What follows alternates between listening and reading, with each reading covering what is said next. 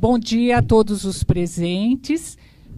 Nós estamos reunidos aqui hoje no encontro que vai além de uma aula ou conferência. Trata-se de uma demonstração da importância do filósofo Michel Foucault para o pensamento contemporâneo. Esse filósofo vem sendo há muito tempo uma referência nacional e internacional importante para o desenvolvimento e a excelência universitárias.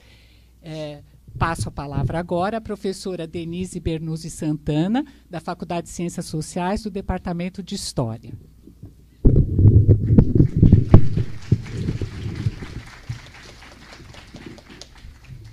Bom dia a todos. Opa, tá ok? Tá. É uma grande satisfação, uma grande honra estar aqui. Eu agradeço a presença de vocês. Aqui, assim. Não sai. Vou ter que ficar assim? Tá. Então, eu agradeço bastante a presença de vocês, porque acho que todos aqui, colegas, alunos, amigos, sabem da solidão que é o trabalho acadêmico. Seja qualquer autor que nós estejamos trabalhando, o tema, há um momento muito solitário, de pouca partilha e de muito embate. Eu estou falando embate porque, na verdade, esse é o tema que atravessa a obra do Foucault. Um embate consigo mesmo, um embate com autores que pensam diferente dele, com temas muito variados, né? Eu não sou exatamente uma especialista em Foucault, mas eu vou começar a minha apresentação aqui, minha fala, vamos dizer assim, de uma maneira assim, muito superficial, muito breve, não vou falar muito tempo, recorrendo a uma lembrança pessoal. Eu comecei a ler o Foucault lá mais ou menos, eu tentei lembrar ontem, não consegui lembrar, mas foi mais ou menos em 1980. É que aí a gente também diz a idade que tem, né? Foi mais ou menos em 1980. Foi nessa casa, nessa universidade, onde eu me formei historiadora. E foi, portanto, numa época em que não havia tantos cursos em outras universidades que adotassem autores contemporâneos franceses com tanta rapidez. Eu não digo só franceses, digo também ingleses, lembro aqui do Thompson e de toda a historiografia da história social inglesa, que chegou muito rapidamente para nós aqui no Brasil, e especialmente na PUC. No caso aqui, o Foucault, eu li pela primeira vez, e eu confesso para vocês que eu entendi muito pouco. Eu era jovem, se bem que isso não é bem uma desculpa, não é? Mas eu insisti na leitura. E às vezes eu me pergunto por que eu insisti na leitura, sendo eu historiadora, e, no caso, os textos, digamos, eu não sabia ainda que ele era um filósofo historiador, um historiador filósofo, então por que eu insisti na leitura? Eu acho que, de algum modo, eu intuí na minha ingenuidade, na minha estupidez, que havia naqueles textos qualquer coisa que eu não sabia bem definir ainda, mas que me mostrava uma nova maneira de fazer história.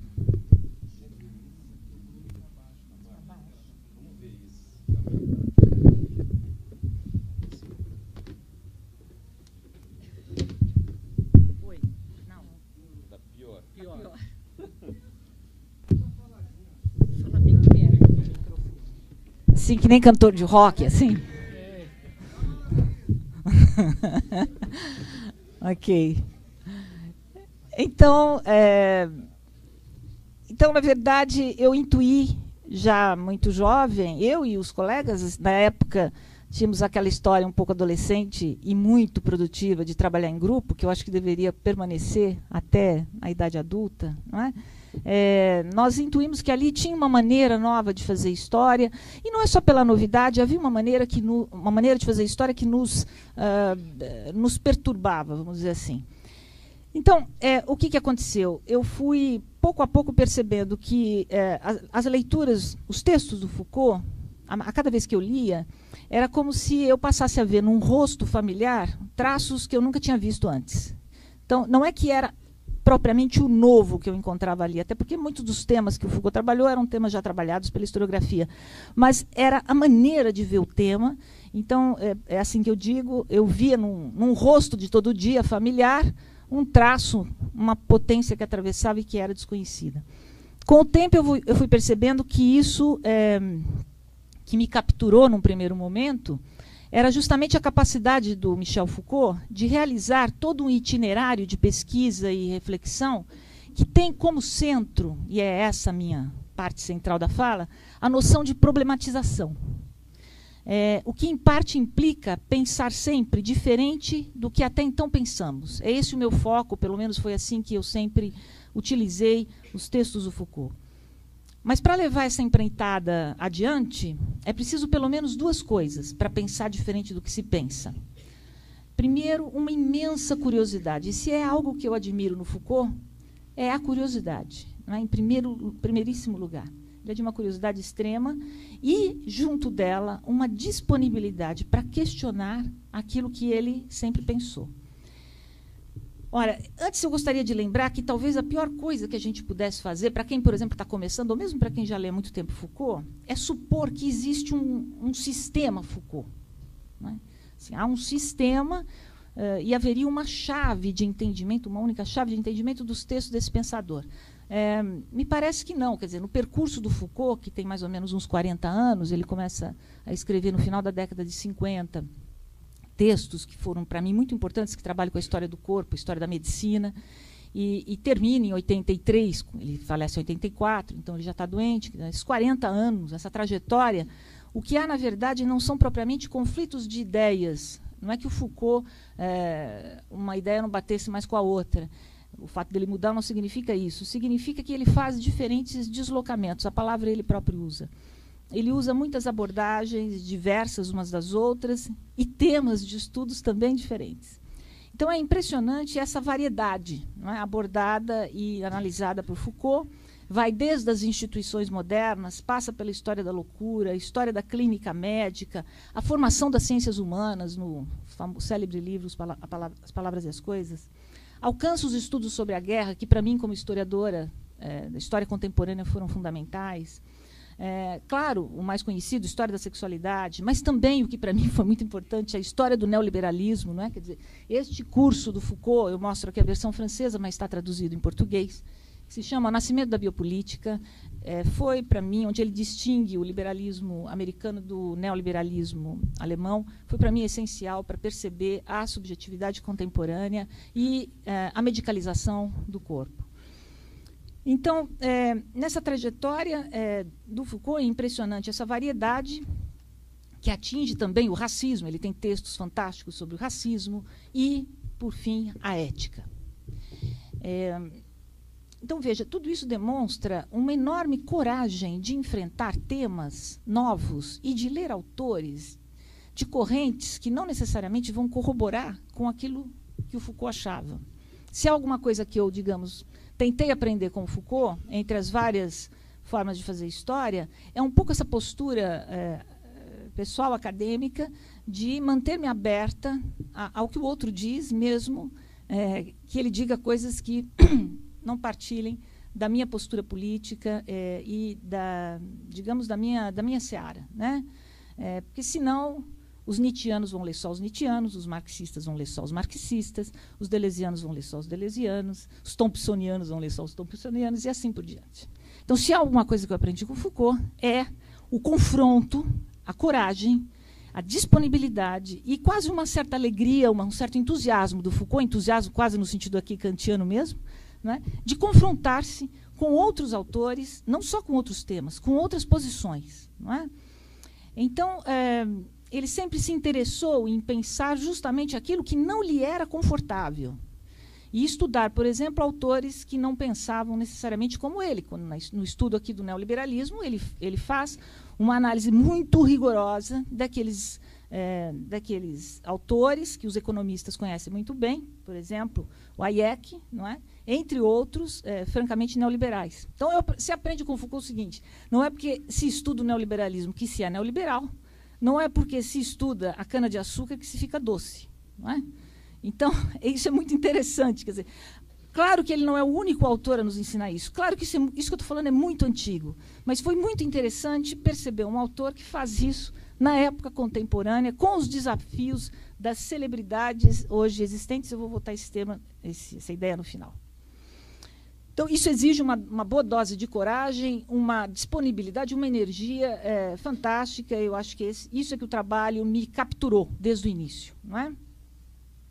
Ora, como eu disse, não há um sistema em Foucault, mas se eu tivesse que identificar algo que seria próprio dos estudos Foucaultianos, eu diria que é não só essa postura aberta e curiosa, mas a ideia de problematizar. Foucault, ao fazer a história do pensamento, buscava os focos de inquietação de uma determinada época ou cultura. Então, diferente de uma história das ideias, ele fazia uma história das problematizações. É isso que me parece muito interessante, especialmente para os historiadores. A história social inglesa, e mesmo a tradição da Escola dos Análises, para quem é historiador conhece isso, não é? Foram já exemplos mundialmente conhecidos de priorizar os problemas de cada época e cultura. Mas com Foucault, não é exatamente isto o que se passa. Ele problematiza a própria condição de possibilidade para que aquilo gere um problema. Não é? Nesse sentido, os problemas não estão prontos para o Foucault. Ele vai aos documentos, ele era um rato de arquivo, todo mundo sabe disso, não é? Um filósofo que fez um trabalho de arquivo fantástico, ele esteve horas, dias, anos em arquivos, não é? E todo o trabalho dele junto com os historiadores se justifica também por isso. E lá ele levanta os problemas de cada época, ele percebe o que faz problema naquela época. Então, ele não vai com o problema pronto, não é? Ele não vai seguir um problema ao longo da história. Por exemplo, fazer a história da vida privada na Antiguidade, na Idade Média, na Modernidade, na Contemporaneidade. Não. É como a história... Se é que a história da vida privada foi problema ou não. O que é problema para cada época? O que é inquietação para cada época? E é isso que ele vai historicizar. E, ao fazer isso, eu vou aqui citar a nossa colega, professora de filosofia, professora Salma, que tem um livro que eu sempre recomendo, que é muito preciso e muito importante, se chama Foucault Simplesmente, o título é ótimo. E eu vou citá-la, ela diz: o gesto filosófico pode ser também capaz de excedê-lo. Ela está se referindo ao Foucault. E aqui, inspirada na Salma, eu diria que talvez o gesto historiográfico, o gesto antropológico, o gesto psicológico, entre outros, a partir de Foucault, pode não só exceder-se, mas também pensar o que é o limite, as fronteiras, o fato de exceder uma questão. Não é? Pensar a própria noção de excesso. O que necessariamente implica uma visão interdisciplinar. Aliás, isso era um grande debate na época do Foucault, quer dizer, anos 50, anos 60, anos 70, pós-Segunda Guerra Mundial, 30 gloriosos, nós estávamos questionando, pensando novamente as fronteiras entre as disciplinas nas ciências humanas. E o trabalho do Foucault, de certo modo, contribui bastante. Não por acaso ele teve uma colaboração intensa, por exemplo, com uma professora historiadora, que por acaso foi a minha orientadora de doutorado, que é a professora Michelle Perrault, e que numa entrevista publicada no Brasil, disse, aqui na nossa revista de História, Propaganda, que está online, ok? Projeto História, esse é um número antigo, é um número de 1998, vejam só, não é? Lá tem uma entrevista com a Perrault e ela termina a entrevista, no final, eu vou ler. Ela diz o seguinte, ela trabalhou muito tempo, ela, Arlette Farge e o Foucault, tinham um grupo, não é? E ela diz o seguinte: a importância do Foucault pode ser observada de várias maneiras, na emergência de colóquios sobre o seu trabalho no mundo inteiro, do Oriente ao Ocidente. Em 95, houve um colóquio sobre o livro Vigiar e Punir, publicado em 75, com o intuito de mostrar o que havia sido feito desde então sobre a prisão e a delinquência. Depois houve um colóquio sobre Michel Foucault e a ciência. Aí ela parou de enumerar, porque há milhares de colóquios no mundo inteiro sobre o Foucault. Não é? E o que eu queria ler, que é importante, ela diz o seguinte: em 1996 foram publicados os ditos e escritos que tiveram muito impacto, proporcionando muitos debates e encontros sobre a obra de Foucault. Então, a partir de 96, você tem uma nova retomada da obra dele, que é um clássico na França, não resta a menor dúvida. E aí ela diz, vou citá-la: eu penso que estamos longe de esgotá-lo. Foucault é ainda um universo a ser descoberto. Não é? Esse universo a ser descoberto vem desde a morte do Foucault, que é em 84, atraindo um número cada vez maior de pesquisadores fora da França. Não é? No campo da história contemporânea, e mais precisamente da história do corpo, que é onde eu atuo, e da história das emoções, que eu também comecei a trabalhar, os conceitos cunhados por Foucault como biopoder, heterotopia, dispositivo, ou mesmo as noções de cuidado de si, hermenêutica do sujeito, e especialmente os cursos, 2 cursos no Collège de France, que se chamam Segurança, Território e População, e esse que é o Nascimento da Biopolítica, são fundamentais para aqueles que fazem a história da ciência e a história, em particular, da medicina. Não é?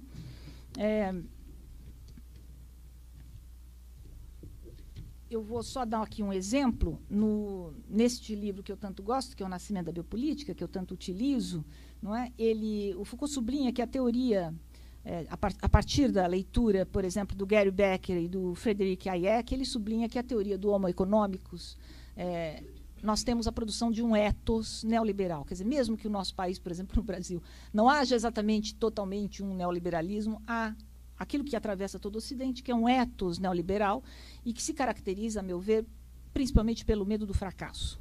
Né? O ethos neoliberal tem esse grande contraponto, o medo de fracassar, ou considerar qualquer erro um fracasso. Qualquer errinho se torna um fracasso abominável. Não é? E é o Foucault que vai cunhar essa expressão. A partir daí, nos tornamos uma espécie de empresários de nós mesmos. Ora, outro dia eu fiz um trabalho na internet, fui ver quais são os autores que utilizam essa expressão atualmente, a partir, principalmente, dos anos de 2000 para cá. É impressionante, não é? Na antropologia, na sociologia, a expressão empresário de nós mesmos, empresário de si mesmo. Então, é alguma coisa importante para pensar a época contemporânea. Vou resumir aqui, que eu tenho muita coisa, não vou falar tudo isso, mas eu diria que, a partir da noção de problematização e a partir dessa inspiração do Foucault, o que vai acontecer, em especial na área em que eu trabalho, que é a história da medicina, a história do corpo, é tornar duvidoso, questionador, noções que até então nos pareciam bastante naturais. Por exemplo, a ideia de bem-estar como um direito. Por exemplo, o medo de ficar doente. Por exemplo, a medicalização da vida cotidiana que nos atinge a todos. Né? São temas, especialmente os temas do cotidiano, que desde os primórdios da escola dos análises já haviam sido convocados por alguns historiadores. E a gente também não pode esquecer o trabalho fantástico do sociólogo Norbert Elias, não é? Que bastante contribuiu para que a gente historicizasse essas questões.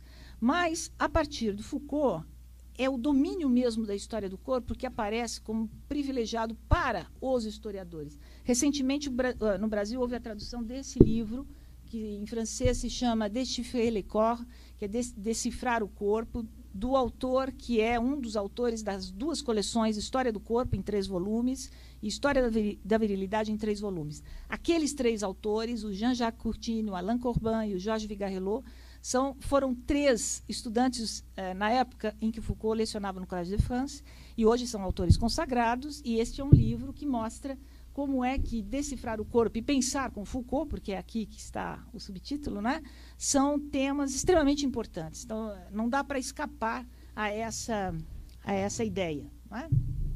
Olha, mas Foucault também contribuiu, não apenas para a importância de alguns temas, não é? Especialmente temas que a gente pensava que eram só de médicos e psiquiatras, não é? Mas, sobretudo, para mostrar que essa noção, que eu aqui insisto, de problematização, se daria da seguinte maneira. Eu vou dar um exemplo. No caso, quem conhece o História da Loucura, lá da década de 60, né, do início da década de 60, era o caso de perguntar como é que foi possível, a partir de um certo momento da história, que pessoas consideradas loucas foram transformadas em doentes mentais. Essa é uma questão tipicamente, digamos, Foucaultiana. Não é? Como é que, a partir de um certo momento, determinadas práticas, determinado tipo de comportamento se torna outra coisa que não aquilo que era. Não é? Então, ele vai fazendo essas análises, e o Paul Veyne, que é um historiador especialista em história antiga, bem mostrou, para isso é preciso um ceticismo, uma certa dose de ceticismo que evita supor que a história caminha de progresso em progresso, ou, ao contrário, de decadência em decadência. O Foucault não tem essa postura, ele não vai por aí. Né? A história é mais complexa e mais rica do que uma linha, não é, que caminha de progresso em progresso ou de decadência em decadência. Também em relação à ideia de identidade, Foucault disse certa vez, eu vou citá-lo, as relações que cada um deve ter consigo mesmo, não são relações de identidade, sim de diferenciação. Sobre isso, eu vou encerrar aqui. Tem um exemplo muito curioso na vida do Foucault, que é um momento na França, que eu diria 1980, portanto, já no final da sua vida, E o Foucault aceitou conceder uma entrevista ao suplemento dominical do jornal francês Le Monde, sob a condição que a sua identidade não fosse revelada. Vocês imaginam, um intelectual que aceita um jornais mais importantes, não é? Conceder entrevista, mas não pode dizer quem é o entrevistado. Não é? Filósofo mascarado, que depois foi chamado assim. Os leitores ficariam sem saber quem havia respondido às questões. O panorama da época, fascinado pela transformação de intelectuais em celebridades, seria, então, confrontado à impossibilidade de promover o autor da entrevista. Não é? Seria anônimo. O Foucault fazia esse tipo de coisa, é muito interessante, esse exercício. Como se fosse possível escapar da imagem de um eu famoso, Foucault evitaria, assim, que as palavras ditas por ele rebatessem automática e imediatamente sobre o seu nome. A entrevista foi publicada em abril de 1980, né? E ela teve início perguntando por que da escolha do anonimato. A entrevista começa assim. E o Foucault respondeu, ele ampliou, na verdade, a resposta, dizendo o seguinte, ele disse o seguinte: eu cogito também um ano editorial na qual todos os livros publicados não têm o nome dos autores. As livrarias venderiam livros cujos autores permaneceriam anônimos. E os críticos dos livros teriam de se virar com uma produção inteiramente anônima. No entanto, Foucault também imaginou que um dos resultados dessa ideia, de um ano sem autores, seria levá-los a esperar o ano seguinte para publicar os seus livros. Ou seja, essa entrevista anônima revelou o quanto a aversão ao anonimato perpassa o nosso mundo acadêmico, né? Nós logo queremos colocar nossa autoria, não é? E nós precisamos, muitas vezes, fazer isso. Não é porque nós somos só voltados para si próprio. Mas não é apenas isso. Foucault enfrenta a si mesmo, confrontando-se com leituras mesmo absolutamente outras. E ele tem uma frase interessante, ele diz assim, lá na introdução do segundo volume da História da Sexualidade, ele diz assim: a viagem é a problematização histórica. A viagem rejuvenesce as coisas e envelhece a relação consigo mesmo. Eu diria que talvez o Foucault tem muitos problemas, como é óbvio, mas eu estou aqui para hoje mostrar muito mais aquilo que ele contribuiu positivamente. E acho que uma das coisas é mostrar essa valorização deste envelhecimento, não é? Quer dizer, sem medo de envelhecer nesse sentido colocado. Okay? Ele mesmo diz, nessa introdução, que ele tentou problematizar a loucura e fazer uma problematização da loucura e da doença através das práticas médicas, problematizar a vida, a linguagem, o trabalho, nas palavras e as coisas, por meio das práticas discursivas, problematizar o crime a partir das práticas de punição, problematizar os prazeres, coisa dificílima, né? Porque a gente só problematiza o que nos massacra, mas os prazeres, ele vai problematizar os prazeres por meio das práticas de si na antiguidade clássica. Em suma, em oposição à figura da totalidade, o pensamento de Michel Foucault se expressa como um conjunto de esforços para filosofar no campo historiográfico, na seara das problematizações, o que implica pensar a história sem ligá-la à totalidade ou à dialética. A estas, Foucault opõe a multiplicidade empírica e não totalizável. Não é por acaso que é Foucault quem diz numa entrevista, eu termino com isto, se eu devesse escrever um livro para comunicar o que eu já penso antes de começar a escrevê-lo, eu não tinha coragem de escrevê-lo. Eu só escrevo porque eu não sei ainda exatamente o que pensar disto que eu quero pensar. De modo que o livro que eu escrevo me transforma, e transforma isto que eu penso. Eu diria que isso me ajudou a superar a síndrome do papel branco. Paro aqui, obrigada.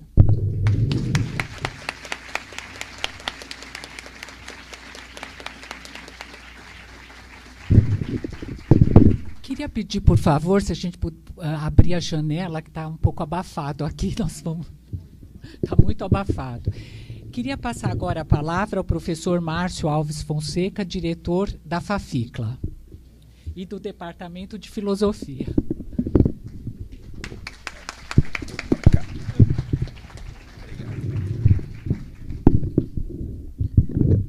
Bem, bom dia a todos. Eu gostaria inicialmente de agradecer a presença de todos aqui, alunos, professores também de outras instituições.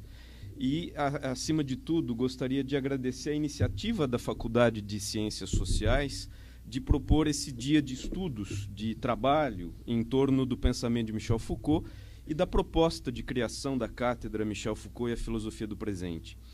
O evento dessa noite, que vai continuar o de agora, será então também aberto e nós convidamos a todos para a presença com os professores Salma Thanos Muchaio, Edson Passetti, que está aqui presente, e Peter Paul Pelbart.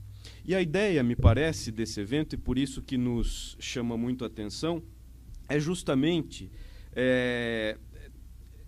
propiciar um momento de estudo, de trabalho, que é o que nós fazemos. Eu acho que a nossa melhor posição nesse momento é exatamente mostrar um pouco do que significa trabalhar, não só com esse pensador, mas com qualquer outro, né, na universidade. Em especial, relativamente a este pensador, Michel Foucault, a professora Denise já abria um pouco essa perspectiva e deixava isso muito claro, né? Existe um apelo muito importante hoje para que esse estudo aconteça em função do diálogo, da abertura do pensamento de Michel Foucault para a atualidade, no primeiro momento, de maneira bastante ampla, mas, acima de tudo, para as diversas áreas de saber. Eu acho que isso, então, é muito significativo e aí também o nosso esforço em desenvolver aqui na PUC uma pesquisa em torno e a partir do pensamento de Foucault. E por conta disso que eu justifico brevemente a escolha desse breve texto que eu resolvi apresentar. Primeiro, é um texto de caráter teórico, acadêmico, porque é exatamente isso que nós fazemos, né? Sem nenhum tipo de preocupação com orientação, com linha de pensamento, mas é um trabalho de pesquisa. É por isso que estamos aqui, né? E é um texto, então, que tenta propor uma reflexão inicial sobre alguns usos da história em Max Weber e Michel Foucault, numa espécie de paralelo entre esses dois autores, as suas convergências e muitas das suas diferenças. E, nesse sentido, também trata-se aqui de uma homenagem a esta faculdade que promove esse dia de debate, né? Quer dizer, nós vamos falar, então, de uma interface do pensamento de Foucault com o pensamento sociológico e com a história. Tá? Um outro motivo que me faz trazer este texto específico para esse momento é que ele foi apresentado no final do ano passado no Centro de Estudos Alemães e Europeus da Universidade de Montreal, quando ali estive justamente para propor mais um convênio entre o grupo de estudos Michel Foucault e uma instituição internacional, justamente a Universidade de Montreal. E, ao mesmo tempo, apresentar a proposta da Cátedra Michel Foucault e a Filosofia do Presente. E ele também seria reproduzido no nosso grupo de estudos na nossa reunião mensal do mês passado, quando não pôde ser apresentado porque nós tínhamos tido a notícia, então, da vedação da cátedra e, portanto, ocupados com isso, a gente não pôde fazer esse estudo teórico. Então, eu trago esse estudo teórico para esse momento, que eu acho que é a contribuição maior que a gente pode dar, né? Então, eu intitulo Usos da História em Max Weber e Michel Foucault, entre a compreensão e a atitude. Parece-nos adequado compreender as abordagens de Max Weber e de Michel Foucault relativamente à história em termos de usos. Nos dois pensadores, os usos da história são uma espécie de condição de possibilidade e, ao mesmo tempo, ponto de partida para a determinação dos principais objetos de que os seus trabalhos se ocupam. Em um caso, certo uso da história está no fundamento da construção de uma sociologia compreensiva, Weber. No outro, certo uso da história está igualmente na base de uma filosofia entendida como problematização, que teria a forma de uma ontologia da atualidade. Separadamente consideradas, a história como ciência causal e ciência do particular, em Weber, e também a história arqueológica, em Foucault, tem sido, como nós sabemos, objeto de inúmeros estudos, pesquisas, teses. Entretanto, a consideração, eu diria, em paralelo desses dois tipos de abordagens com a história é menos usual, menos comum. E daí o nosso interesse em tentar um ensaio e realizar esse estudo paralelo entre os usos da história em Weber e Foucault.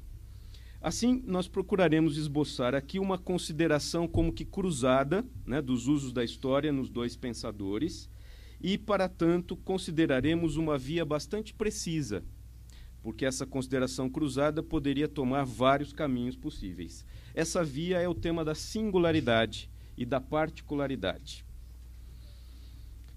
Primeiro momento, então, singularidade e acontecimento em Michel Foucault.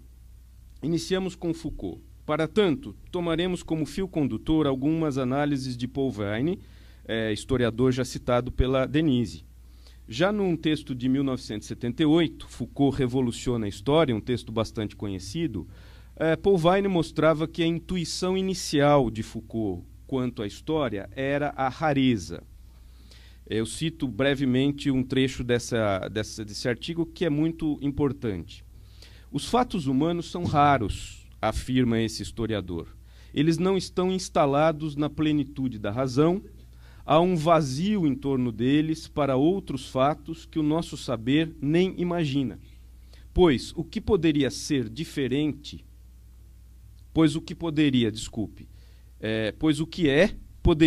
diferente. Os fatos humanos são arbitrários, não são óbvios, no entanto, parecem tão evidentes aos olhos dos contemporâneos e mesmo dos seus historiadores, que nem uns, os contemporâneos, nem os historiadores, nem outros, parecem os perceber. Em um trabalho mais recente, intitulado Um Arqueólogo Cético, ao qual a Denise também fez menção aqui, não combinamos nada porque não deu tempo, né? Mas, enfim. Bem como nos desenvolvimentos desse artigo, Um Arqueólogo Cético, publicado num livro de 2008, Foucault, Seu Pensamento, Sua Pessoa, esse mesmo historiador vai fazer algumas considerações importantes para a compreensão do seu trabalho em história, do trabalho de Foucault em história. Nesses escritos, Veyne ressalta aquilo que entende ser o cerne, digamos assim, das abordagens históricas de Foucault, justamente a singularidade, essa ideia de singularidade. O fato histórico, o acontecimento histórico é uma singularidade. A análise de Veyne parte de uma referência inicial à história da loucura, outra coisa não combinada, né, Denise? Afirmando que desde a publicação desse livro importante, os historiadores franceses, mesmo aqueles os mais bem intencionados, não tinham percebido, de modo geral, a envergadura daquele texto, no sentido de uma abordagem de caráter histórico. Pois, para eles, a história da loucura teria apenas mostrado muito bem que a concepção que se tem da loucura através dos séculos havia se modificado. Ora, segundo Paul Veyne, ao considerarem desta forma aquele livro de Foucault, os historiadores não teriam compreendido pelo menos 4 aspectos muito importantes, 4 gestos muito importantes de Foucault naquele livro histórico, que foi a sua tese de doutorado, defendida em 1961. Né? Em primeiro lugar, Foucault teria apresentado ali, naquele trabalho, uma concepção bastante sutil da verdade, que percorreria todos os seus escritos posteriores, e que seria aquela da verdade como não adequação ao referente, como não correspondência ao real. Para Foucault, segundo Veyne, o objeto em sua materialidade não pode ser separado dos quadros formais através dos quais nós os conhecemos. Isso significa que Foucault se inseriria num dos grandes debates do pensamento moderno e tomaria partido no seu interior. Para Foucault, assim como para Nietzsche, Wittgenstein, James e outros autores contemporâneos, o conhecimento não é o espelho fiel da realidade. Em segundo lugar, Foucault nos teria mostrado que todo fato histórico é uma singularidade. O que significa isso? Para o filósofo não existem verdades gerais, pois os fatos humanos, e aí eu estou citando Veyne, os fatos humanos não decorrem de uma racionalidade que seria o seu molde comum, nem se moldam sobre um referente. E, nesse sentido, a história humana não seria sustentada pelo real, pelo racional ou mesmo por qualquer dialética. Entretanto, e esse seria o terceiro aspecto que, segundo Paul Veyne, Foucault teria mostrado em História da Loucura, uma ilusão tranquilizadora nos faria perceber os fatos humanos através de uma racionalidade ou como que adequados ao seu objeto, dizendo de outro modo, através de generalidades, ideias gerais. Por isso, a configuração que é singular dos objetos históricos nos permaneceria sempre escondida. Assim, seria tarefa da história arqueológica de Foucault explicitar os quadros formais de singularização dos objetos. Esses quadros formais de singularização serão chamados por Foucault de maneiras muito diferentes ao longo dos seus escritos, como discurso, práticas discursivas, episteme, dispositivo, a priori histórico. Por fim, o quarto e último aspecto, evidenciado, segundo Paul Vine, em História da Loucura, consistiria em que essas ideias gerais, através das quais nós percebemos as singularidades dos objetos históricos, seriam também elas fatos históricos e variariam no tempo. Tais ideias gerais podem impor-se a cada época como verdades ahistóricas, e os homens de cada época podem permanecer aprisionados a estas verdades ahistóricas, iludidos por sua suposta transparência, evidência. Como que em uma redoma de vidro, dirá Paul Vine, nós nem mesmo percebemos que existe uma redoma ao nosso redor. Ora, segundo esse uso da história, isso é um certo modo de trabalhar-se com a história, nem correto nem errado, é um modo possível e me parece que é aquele que domina os trabalhos de Foucault.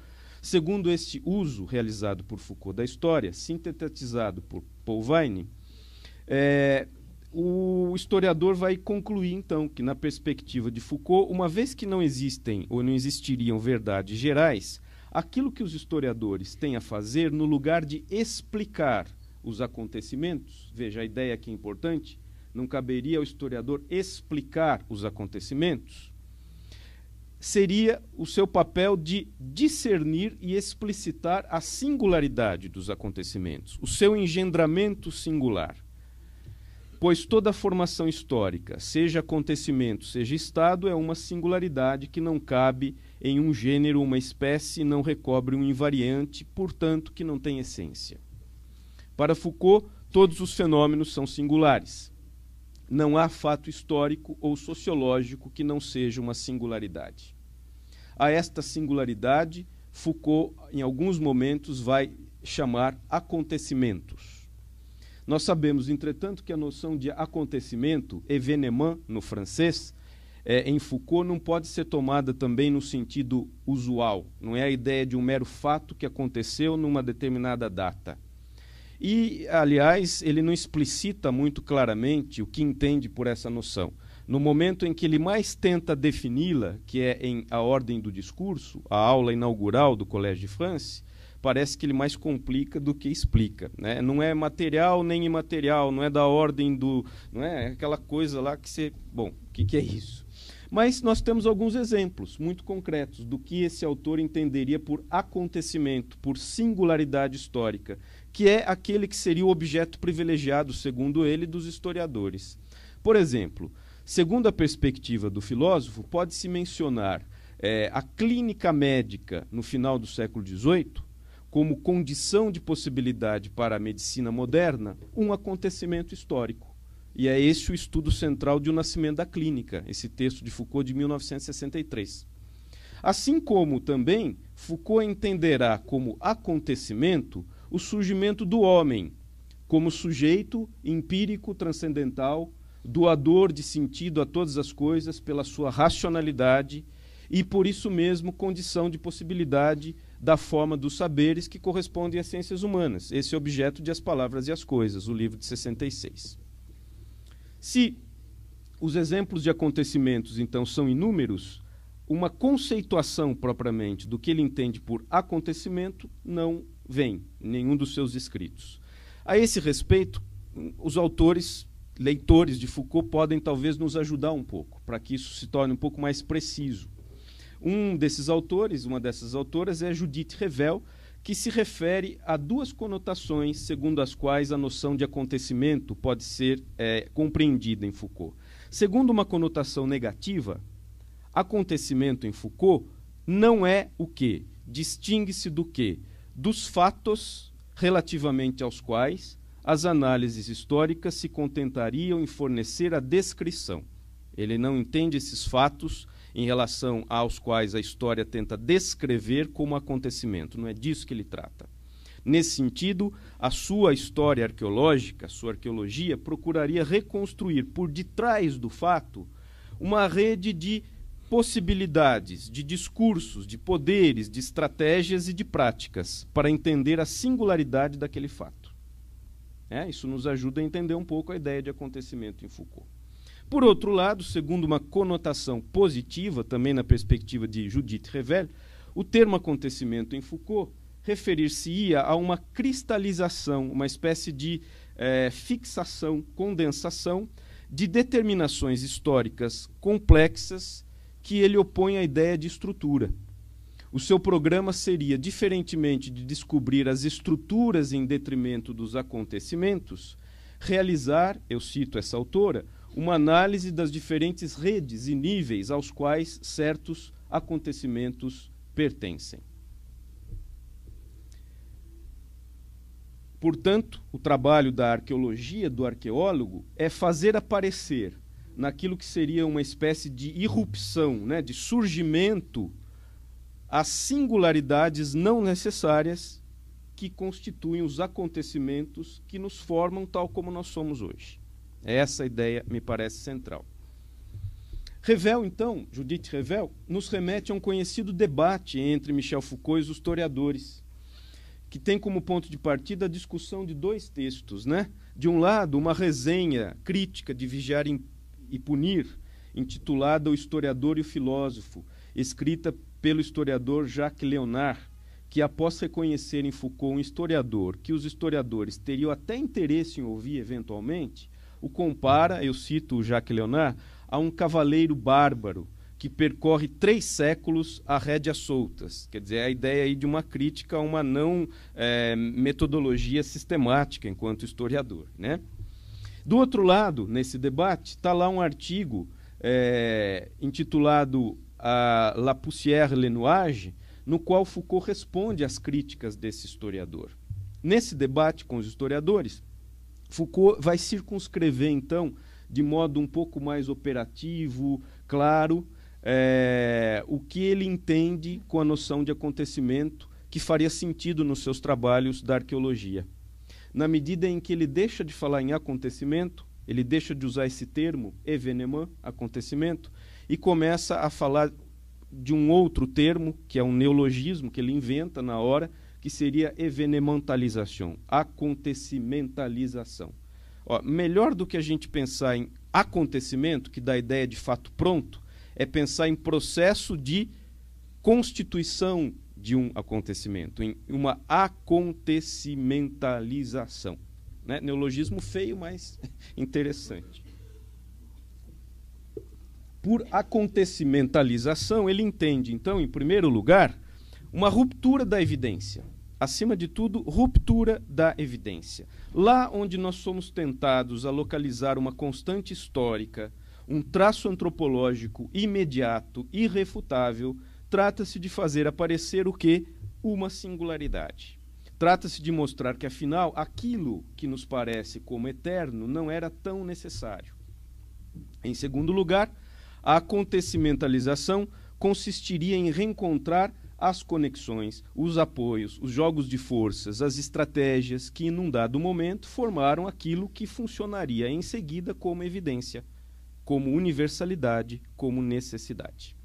Assim fazendo, o trabalho em história de Foucault, já para encerrar essa parte de Foucault, falar um pouquinho do Weber a seguir, assim fazendo, o trabalho em história como acontecimentalização promoveria uma espécie de desmultiplicação causal. Seria trabalhar com diversas causalidades históricas, não com uma única que daria conta da explicação dos processos históricos. Para Foucault, a inteligibilidade histórica, ela passa por um processo que poderia ser chamado visualização, estudo de um poliedro de inteligibilidade. São muitas faces, não é uma só. cujo número de faces não está dado previamente nem em definitivo. A inteligibilidade histórica teria, então, que lidar com o polimorfismo dos elementos que ela coloca em relação, com o polimorfismo das relações que procura descrever. Esta inteligibilidade histórica, enquanto acontecimentalização, deverá então se prolongar, e esta é uma ideia trazida também pela Judith Revel, através do quê? Qual é o sentido do trabalho arqueológico de Foucault teórico, né? Como acontecimentalização, estudo das singularidades não necessárias.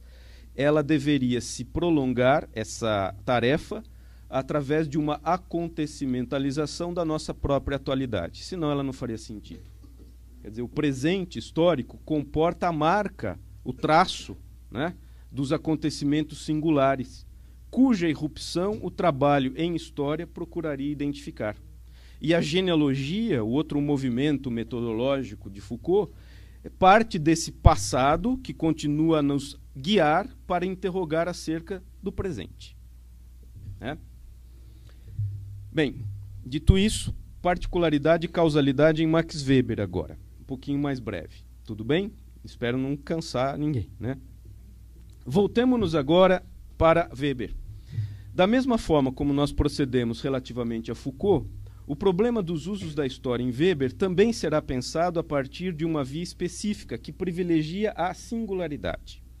Também de forma análoga, assim como adotamos as análises de Paul Veyne como um fio condutor para a indicação sumária do problema dos usos da história em Foucault, nós tomaremos prioritariamente algumas ideias de Catherine Colliot-Hélène, uma tradutora de Weber por franceses e teórica, para servir como uma espécie de guia para circunscrevermos introdutoriamente o problema dos usos da história em Weber.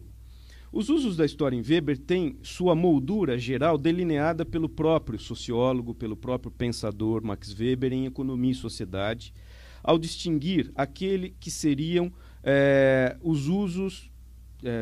ao distinguir aquele que seriam os campos específicos da sociologia compreensiva, na perspectiva de Weber, e da história.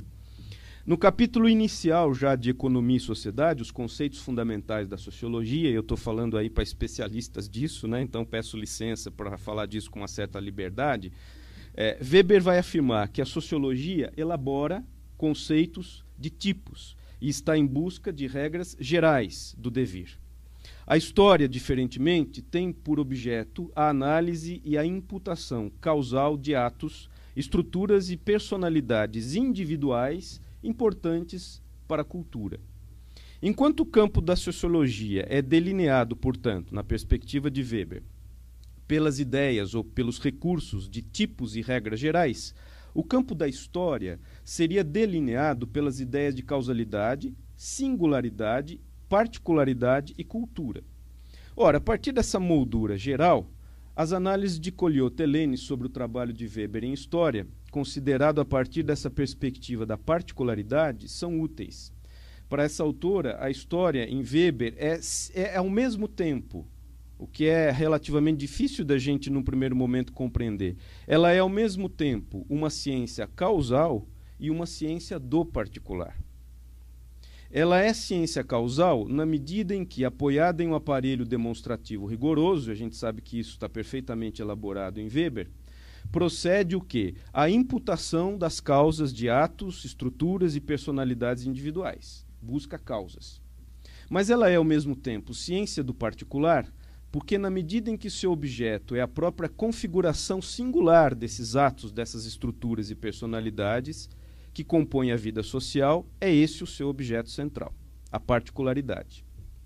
Pois bem, a perspectiva de Weber, ou segundo a perspectiva de Weber, que sentido atribuir a essa configuração singular dos atos, das estruturas, das personalidades que compõem a vida cultural e social?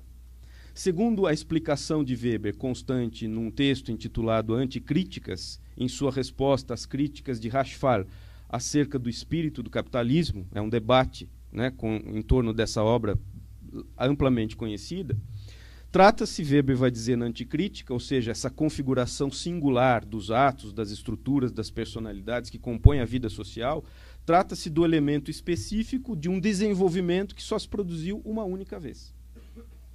Um exemplo desse entendimento acerca do significado do trabalho em história de Weber, pode parecer banal, mas vale a pena repetir aqui, é só um exemplo, né? Pode ser evidenciado pela consideração cruzada das obras A Ética Protestante e o Espírito do Capitalismo e Economia e Sociedade na Antiguidade. Consideração que o próprio Weber sugere na Anticrítica. Os dois estudos históricos realizados pelo sociólogo se organizam em torno de uma singularidade, como nós sabemos, o capitalismo. Porém, para que essa afirmação faça algum sentido do ponto de vista histórico, é preciso compreender o capitalismo relativamente a esses dois estudos em termos de um nominalismo. Em A Ética Protestante e o Espírito do Capitalismo, e em Economia e Sociedade na Antiguidade, enquanto trabalhos históricos, esses trabalhos não tratam de algo que seria o capitalismo em geral, mas em cada um deles, em cada um desses estudos, aborda-se uma das configurações singulares a que podemos chamar capitalismo. Seja o capitalismo moderno de empresa, no caso de A Ética Protestante e o Espírito do Capitalismo, seja o capitalismo de antiguidade, e aí não haveria anacronismo nenhum em falar em capitalismo de antiguidade, no caso de Economia e Sociedade na Antiguidade.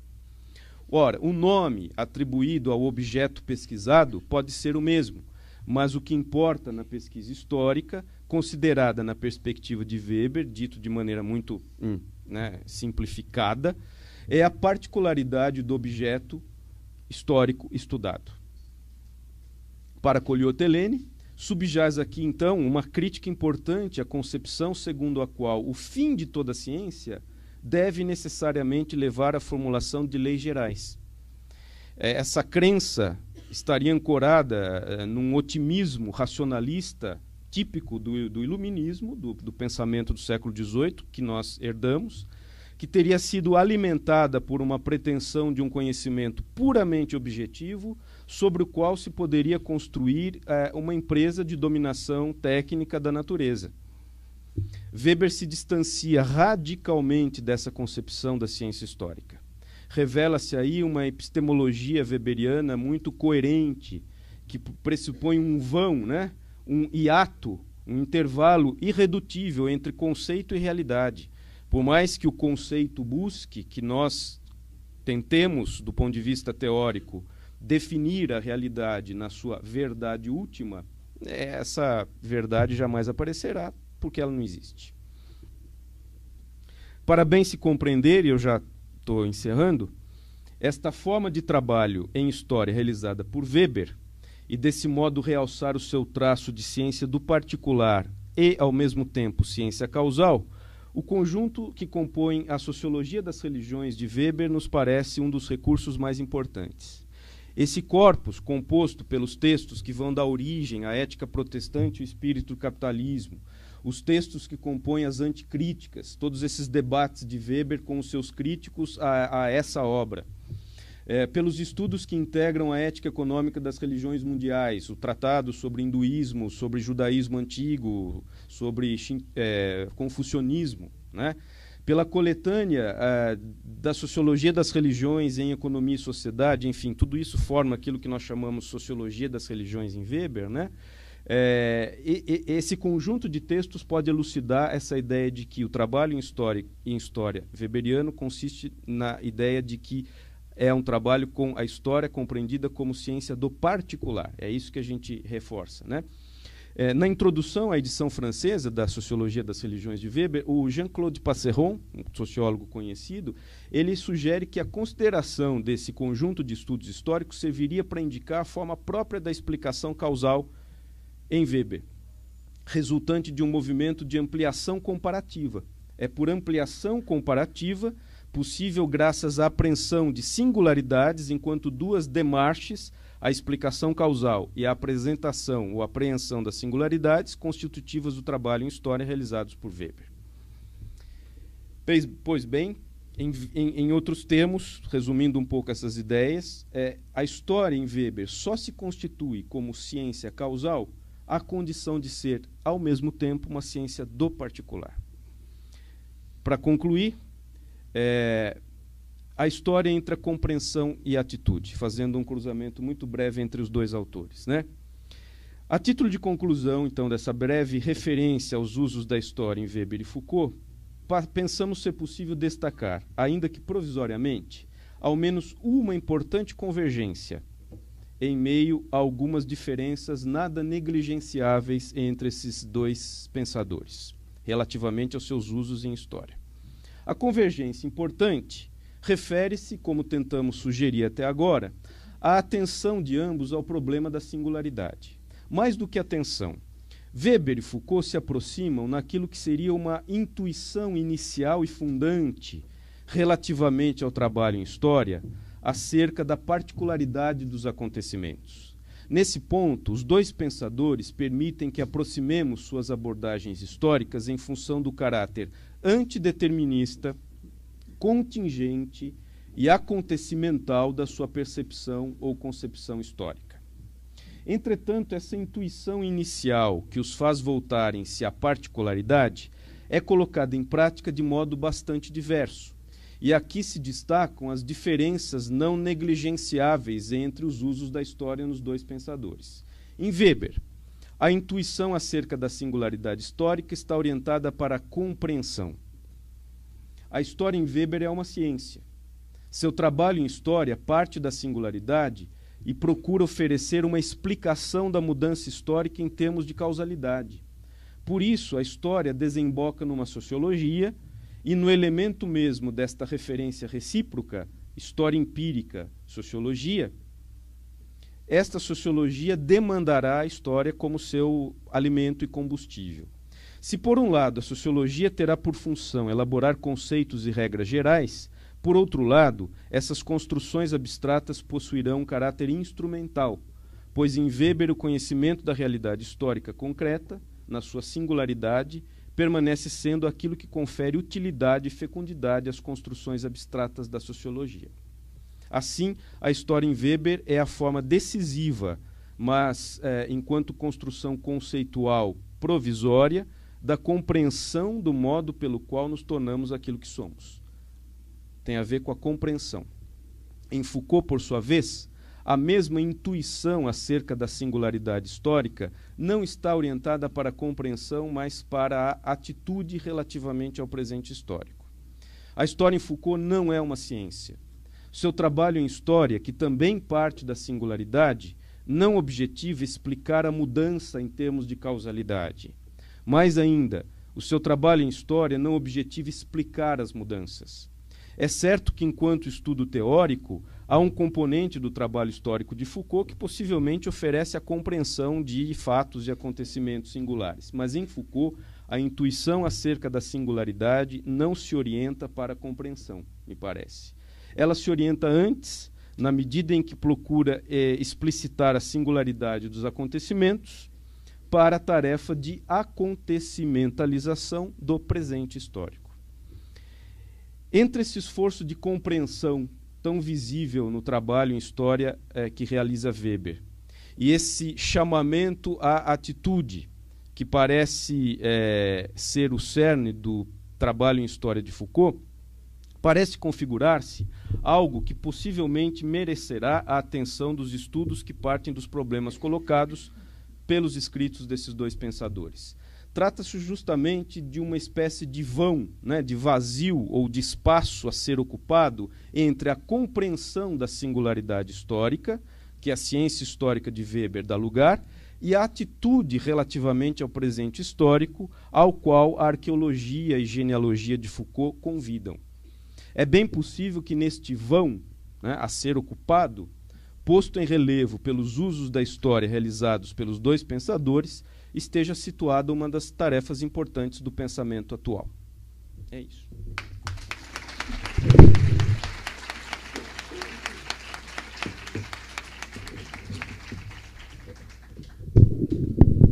A palavra está aberta agora para quem quiser se manifestar. Você vem aqui? Acho que precisa virar aqui, né?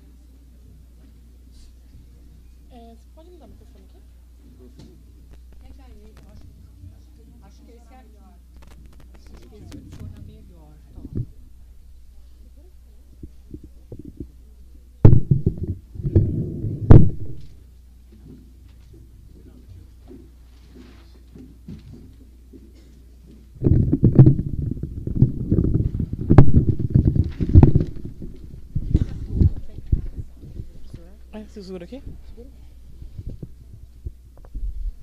Gente, bom dia. Com todo respeito à cátedra Michel Foucault, que é muito importante para vocês. Para mim não é, porque eu não aprendi sobre Foucault, então eu não sei o que significa isso. Mas com todo respeito a vocês. Nós, negros, não tivemos oportunidade nem tempo para estudar Foucault. E hoje é o dia 13. Vocês sabem o que significa o dia 13? É o dia da falsa abolição, gente. E é muito importante para a gente isso. E a PUC hoje não se posicionou em relação à falsa abolição, nem a PUC, nem os professores, nem os alunos, porque não tem interesse a eles. Mesmo a PUC tendo uma história de política muito forte, de esquerda, eles não se importaram com a nossa luta. E a gente está aqui hoje pedindo para vocês apoio.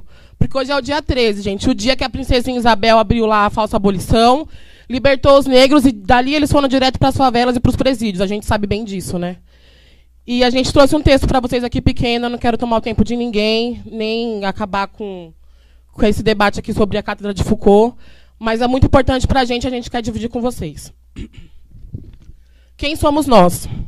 Ex-escravos, bancários, metalúrgicos, empregadas domésticas, prostitutas, mulatas, vagabundos, marginais, assassinos e assassinados. Ladrões? Somos os macacos das comédias da Zona Sul. Somos o Não Há Vagas. Já ouviram isso, Não Há Vagas? Somos o apartamento que já foi alugado e depois a placa aluga-se, continua. Somos aqui, não entra negro. E o leão da chácara é negro. Somos a contradição da democracia racial vigente. Somos os favelados, os nordestinos. Sabe aqueles que empestearam São Paulo? Então, somos nós. Somos os lunáticos, os exóticos, os fanáticos, os ignorantes e os idiotas. Somos a religião do demônio. Somos o fim, a escuridão, a desgraça. Quem somos nós? Corruptos, marginais, frutos de quem mesmo? Não somos nada, não somos ninguém. Não dá para esconder, né? Não dá para ignorar. Pois somos a contradição. Porque somos os que incomodam, os que lembram. Somos a sombra, a vergonha do branco. Por 400 anos de exploração, somos a fome, a saga, a sede de libertação que nos trouxe da África, que os brancos sempre tentaram destruir. E hoje são obrigados a engolir a nossa organização. Somos a guerra, as revoltas, as guerrilhas, os heróis, que ninguém sabe quem somos. É melhor esconder. É melhor que ninguém saiba mesmo. Senão, eles podem tomar conta, como sempre fizeram. Afinal, eles sempre são a maioria, né? Afinal, eles têm parte no edifício que constroem. Têm parte na escola, na sociedade. Nós não. Eles podem se cansar de serem Eles ali. Podem se cansarem de serem subalternos, cidadãos de terceira classe, cansar de serem discriminados, de serem analfabetos, de andarem maltrapilhos. Eles podem querer uma vida digna, uma sociedade justa. Só que sempre soubemos e hoje denunciamos quem somos nós. Meia dúzia de universitários, por quê? Um quilombo, para quê? Um país? Um Brasil? Somos a maioria, sabia? Apesar de você não querer enxergar. Não querer se espelhar em nós. Somos tudo. Essa terra fomos nós que construímos. A terra que plantamos, o povo que reproduzimos. E esse é o grito africano que nós queremos conduzir para frente. Gente, hoje, às 17 horas, vai ter um ato no Largo da Batata. Em relação à falsa abolição, está todo mundo convidado. Brancos e negros, pobres e ricos para somar. É muito importante. Eu acho que essa cátedra da Michel Foucault poderia ter feito ontem, amanhã, dia 32, dia 35, e a gente ter focado um pouco no dia 13, na falsa abolição. Só que não foi feito e não será feito, porque sempre somos esquecidos. Obrigada.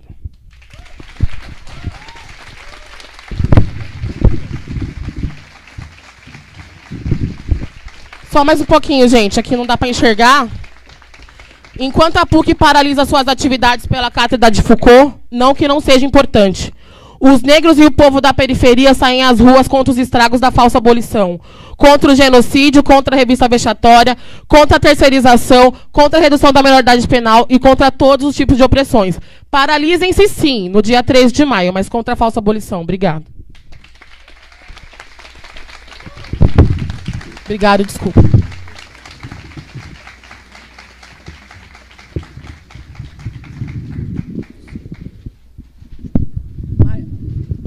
Mais alguém quer se manifestar? Não? Padre Dênio.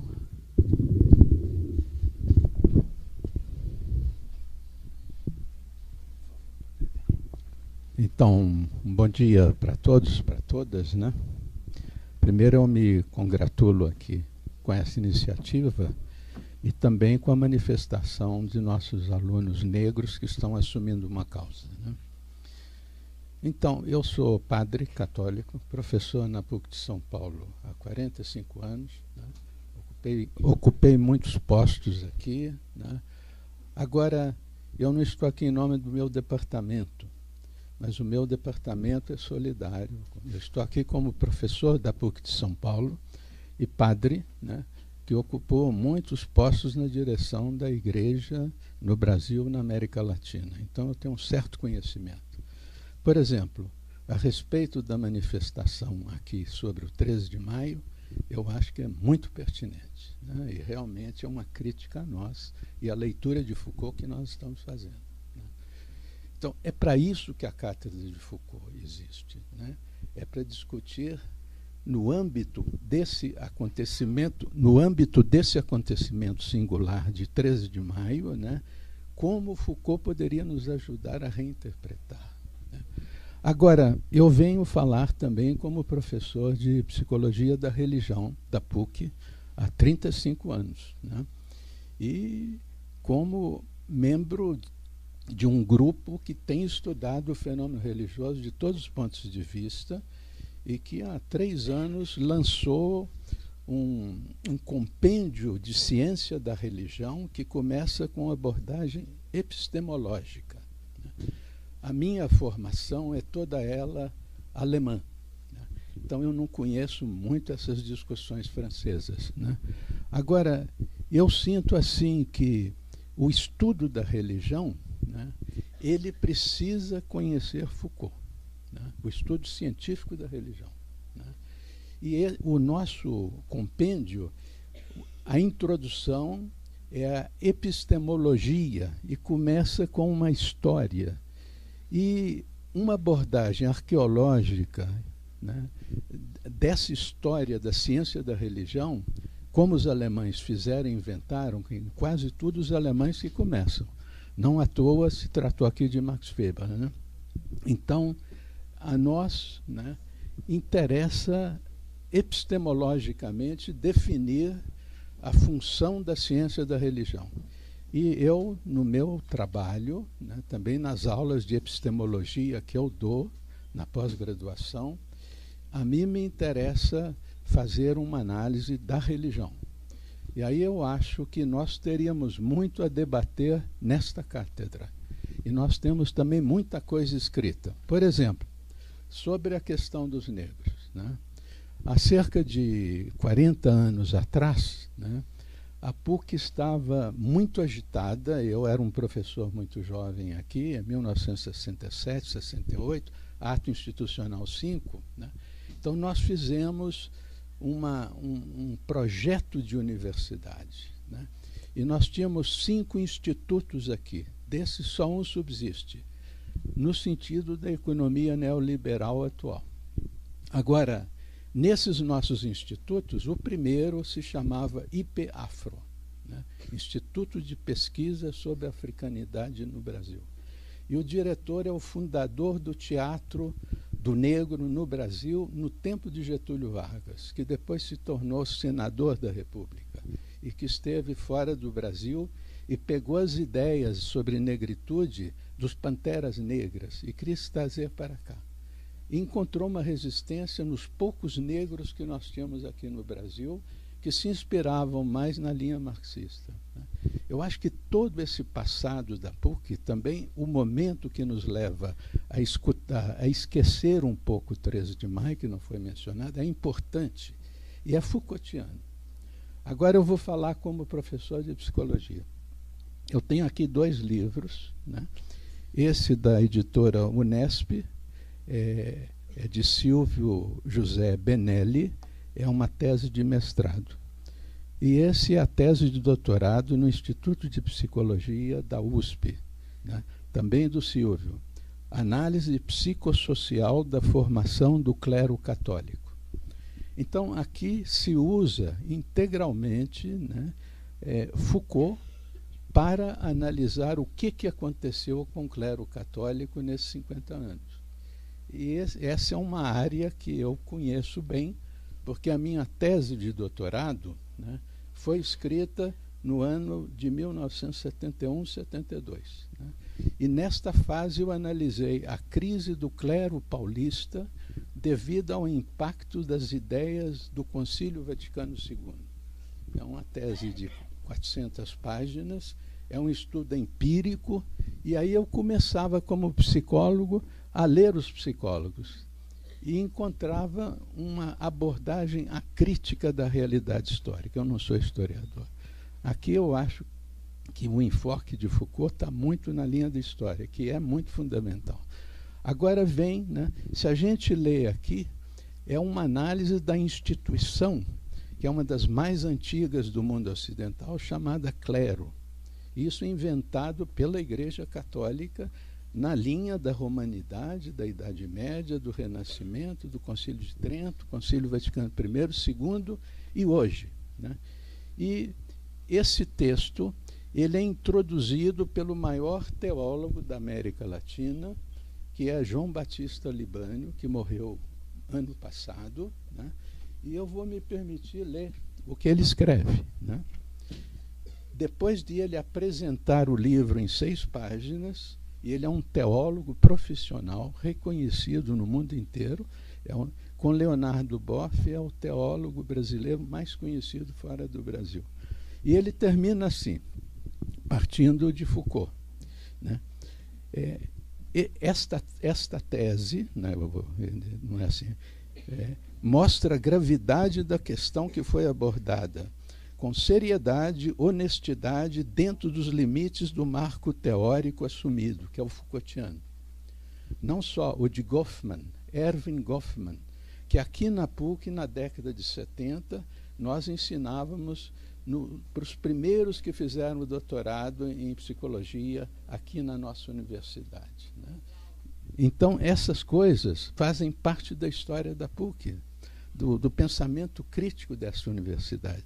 Então, aqui, Libânio continua assim, como toda boa teoria, né, isso é fundamental em epistemologia, também a filosófica, puramente teórica, como toda boa teoria, a tese nos mostrou a realidade mais clara, mais transparente, permitindo-nos maior lucidez diante dela. Outros estudos podem vir e serão bem-vindos, seja para, veja os adjetivos, completar, matizar, aprofundar, validar ou mesmo invalidar alguma consequência. Todo pensador é criticável. Né? Uma cátedra não é para defender um pensamento, é para colocar o pensamento na realidade que nós estamos vivendo. O título aqui é muito bom, e a filosofia do presente, século XXI, né? Na crise do PT e da dona Dilma. Né? Como é que nós vamos nos situar na manifestação de negros que, tanto tempo depois da abolição, vem aqui nos dar uma lição epistemológica sobre ciência, ciência brasileira. E continua, o debate está aberto, que entre nele o maior número de pessoas, para que surja mais luz em benefício da Igreja. É em benefício da Igreja. A Igreja precisa situar a sua presença, o seu anúncio, que gostaria de ser um anúncio de vida, né, na realidade que nós vivemos, né, discutindo. Então, isso é um teólogo. Mas agora eu vou citar uma pessoa que está muito popular, até em Cuba, né, que se chama Francisco. É o Papa. A Universidade Católica Argentina, da qual ele era o grão-chanceler há 2 anos atrás, né, está comemorando 100 anos. 100 anos. Né? E então ele escreve ao cardeal de lá, ao estimado irmão. Ele não chama de excelência, ele chama de irmão. Grão-chanceler da Universidade Católica Argentina. Querido irmão, aí fala da celebração, etc., e diz, né, mas agora é preciso seguir adiante. Mas como seguir adiante? Então ele vai falar para a faculdade de teologia dessa universidade. Nós também temos uma faculdade de teologia. Né? Ciência da religião é outra coisa. Né? Então diz assim, ensinar e estudar teologia significa viver numa fronteira também do pensamento, do conhecimento, da crítica, né? E, por isso, da afirmação de possibilidades históricas que nascem, né, nos acontecimentos singulares, né? Como esse. Uma oposição à cátedra é um acontecimento singular que pode levar a universidade a pensar-se, né? Então, o Papa continua assim. Eu vou ler porque é o Papa que está falando, né? Numa cartinha de 20 linhas. Tudo para todo mundo entender, né? Então, ele diz assim: devemos guardar-nos de uma teologia que se esgote na pura disputa acadêmica e que contempla a humanidade desde... O Foucault tinha uma expressão lá, o Weber, né? Um castelo de vidro, né? que tinha uma expressão, uma redoma de vidro. Essa cátedra corre o risco de estar numa redoma de vidro. Muito interessante, muito provocadora, mas redoma, que ignora o 3 de maio. Né? Isso foi uma lição para nós aqui. Então, continua assim. Eu não vou ler tudo, que é meio comprido. No nosso tempo, a teologia também deve se encarregar dos conflitos, não só os que experimentamos dentro da igreja, como também os que afetam a todo mundo, aos que vivem nas ruas da América Latina e nas senzalas também, né? Não se conformem com uma teologia de escritório, aqui de despacho, está em espanhol, que o lugar das suas reflexões sejam nas fronteiras. Não caiam na tentação de pintar, perfumar, acomodar um pouco e domesticar essa realidade. E por aí ele vai, né? Eu acho que o Foucault é um interlocutor muito interessante, historicamente e no presente, para a gente se discutir como país e o papel de uma universidade católica num país como o nosso, né? Muito obrigado.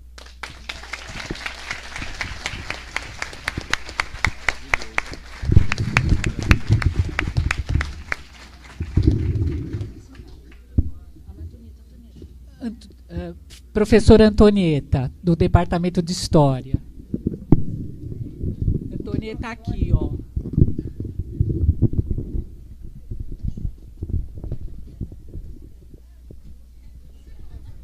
Bom dia a todos vocês. Bom dia a todos. Eu não vou fazer uma fala reagente nem reativa. Eu só quero fazer uma frase afirmativa. Um grande escritor africano, Cheikh Amadou Kane, num dos seus livros de 96, ele se perguntou: qual o poder do sol do saber deles sobre a sombra da nossa pele? Eu gostaria que a mesa, se possível, fizesse encaminhamentos para que a gente pudesse pensar na história do corpo trazida por Foucault e em toda a sua larga e profunda densidade, se através desse universo nós poderíamos pensar como que determinados corpos foram enegrecidos enquanto outros foram branqueados. Obrigada.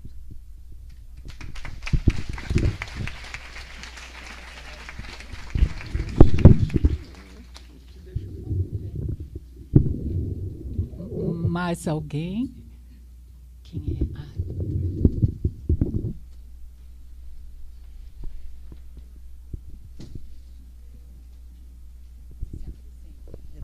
é? Eu sou Dalva, do Departamento de Filosofia, professora do Departamento de Filosofia, né? Queria agradecer aos alunos, às pessoas que estão aqui, e, na verdade, acho que, de alguma forma, complementar a manifestação dos meninos que eu vi agora, né? No seguinte sentido, complementar dizendo que isso aqui não é uma paralisação, né, sobre a Cátedra Foucault, muito pelo contrário, a gente quer que haja uma movimentação, né? Então, nós não paralisamos as atividades por conta da cátedra, mas queremos movimentar a universidade em torno de temas que, de alguma forma, o Foucault nos ensinou, né? Que é fazer aparecer aquilo que estava calado, né? Dentre as coisas, a própria questão da escravidão, ou a questão da loucura, ou a questão dos prisioneiros, ou a questão dos discursos, né? E como a gente quer fazer aparecer, eu estou aproveitando a oportunidade, né, para dizer que nós estamos distribuindo adesivos, né, no sentido de fazer aparecer aquilo que se pretende ficar calado, né? Então, quem quiser, está comigo, está com o pessoal aqui. Se vocês puderem distribuir, eu agradeço.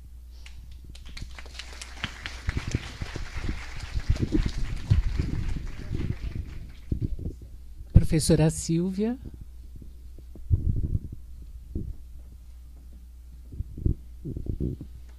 Eu quero, em primeiro lugar, dizer da minha emoção, parabenizar vocês por essa organização e que, desde o início, quando captei o espírito do que seria, do que aconteceria aqui, eu imediatamente tive a reação de dizer, quero, inclusive, trazer meus alunos. E o que eu vejo, depois de escutarmos magnificamente colegas professores, aqui mostrando da importância do acontecimento, da acontecimentalização e da busca de problematizar, né, o que foi vivido pela história e o que estamos vivendo no presente, eu quero dizer que vejo um momento muito privilegiado. E desejo, e aqui quero agradecer ao Padre Edênio, com quem estivemos muito próximos. Ele era o vice-reitor comunitário na época em que foi reitora a professora Nadir Gouveia Kfouri.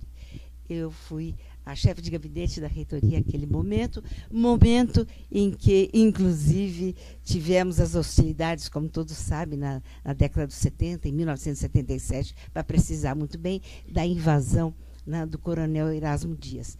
O que eu quero dizer, falando muito espontaneamente, da minha reação, e que hoje cedo, quando fiz um pequeno preâmbulo a alunos que trouxe, é dizer, a minha percepção deste momento, meus prezados, é de que vivemos um momento histórico, um acontecimento, uma acontecimentalização, para mim, que estou há mais de 40 anos nessa universidade, tão importante quanto foi o acontecimento de 1977.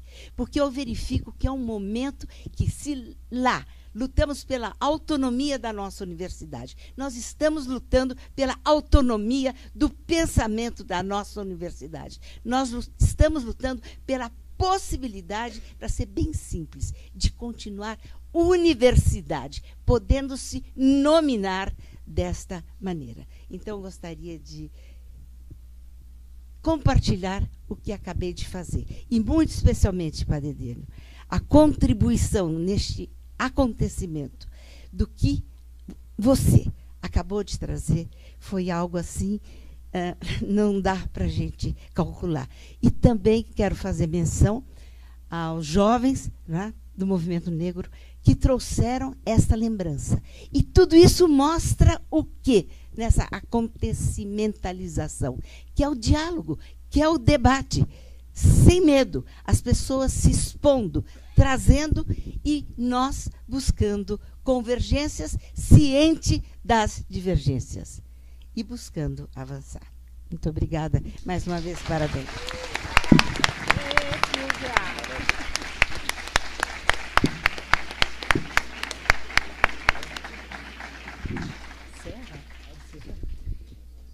Alguém ainda quer se manifestar? Senão nós vamos encerrar. E convidamos todos à noite. Teremos uma outra mesa com a presença da professora Salma, professor Edson e professor Peter. Então, muito obrigada.